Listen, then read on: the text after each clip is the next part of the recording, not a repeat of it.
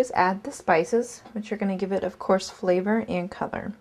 First thing I'm going to put in there is a pinch of sea salt. I'll make that 2 pinches. I'm going to crack some black pepper in there.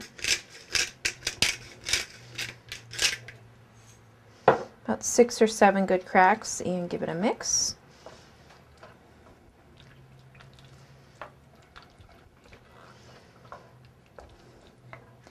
Then we'll add some oregano.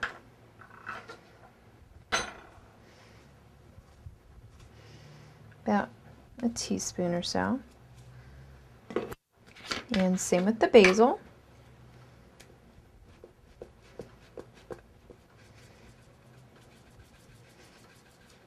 About a teaspoon or so.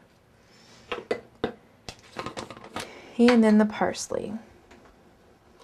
Use about the same amount.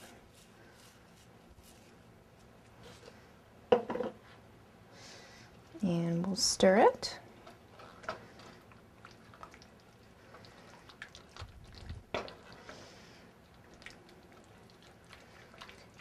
And then I will take my clean spoon and check it for seasoning to see if it needs any more salt or pepper.